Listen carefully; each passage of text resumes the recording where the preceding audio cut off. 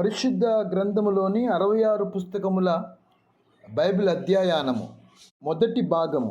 66 పుస్తకముల గూర్చి మనం అధ్యయనం చేసే ముందు దేవుడు తన వాక్యాన్ని మనకు ఎందుకు ఇచ్చాడో అర్థం చేసుకుందాం. దేవుని వాక్యము గూర్చిన అవగాహన లేని అనేక మంది మనుష్యులు దేవుని వాక్యమును తప్పుగా అర్థం చేసుకుంటున్నారు. దేవుడు ఏ ఉద్దేశముతో లేఖనాలను మనకు ఇచ్చాడో అదే ఉద్దేశముతో మనము వాటిని ధ్యానించాలి. ఈ పూర్తి బైబిల్ అధ్యయనం గురించి నేను ఆలోచిస్తున్నప్పుడు, దేవుని హృదయాన్ని చూడాలని ప్రయత్నించినప్పుడు నా మనస్సుకు తట్టిన వచనము ఏదంటే యోహాను సువార్త 3:16.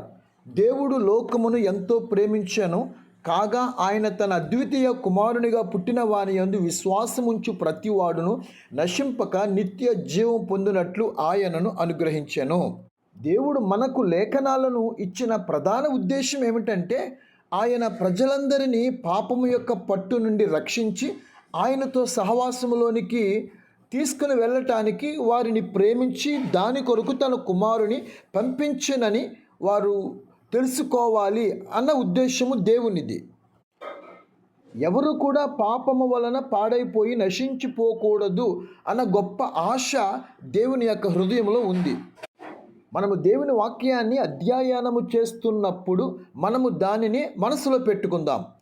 వాక్యములో మనము పూర్తిగా అర్థము చేసుకోలేని విషయాలు మనకు ఉన్నప్పుడు, ప్రభువా, మేము నీ వాక్యములో ఉన్న ప్రతి విషయాన్ని అర్థము చేసుకునే శక్తి, కృప, జ్ఞానము మీరు మాకు దయచేయండి అని మనం ప్రార్థన చేయాలి.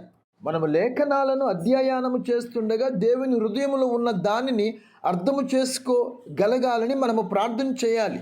మనము వాక్యములో ఉన్న చిన్న చిన్న విషయాలను మనము పట్టించుకోవాలి. చాలామంది పట్టించుకోరు. అలాగున దేవుని యొక్క వాక్యములో ఉన్న చిన్న చిన్న విషయాలను మనం పట్టించుకోకపోతే మనము దేవుని యొక్క హృదయాన్ని చూడటం తప్పిపోతాము. దేవుడు తన వాక్యములో తన హృదయాన్ని ఆయన ప్రత్యక్షపరుస్తూ ఉంటాడు. ఏ విధముగా ఒక భవన నిర్మాణము పునాది వేయడముతో ఆగిపోదో, దేవుని ఉద్దేశము కూడా అక్కడితో ఆగిపోదు.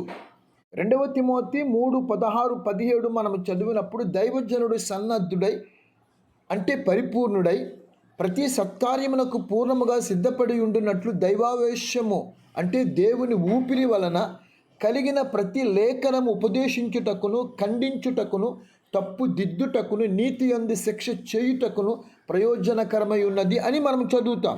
దేవుడు ఆదాములోనికి తన ఊపిరిని ఊదాడు.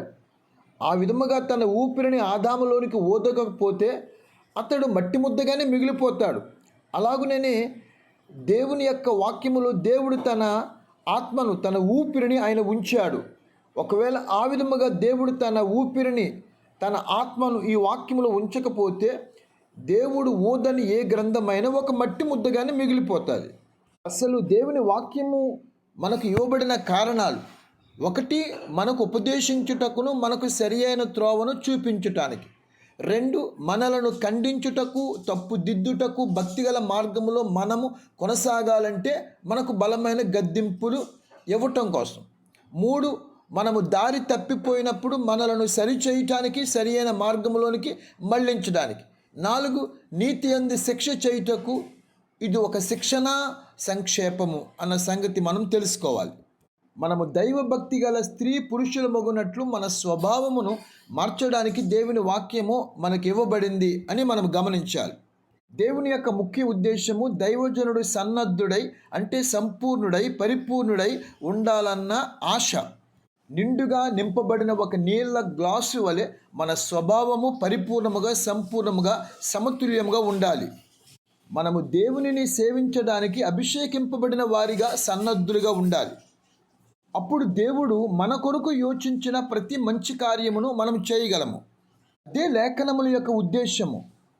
కాబట్టి మీరు బైబిల్ గ్రంథాన్ని అధ్యయనం చేసేటప్పుడు ఈ కారణాల వలన అధ్యయనం చేయాలి.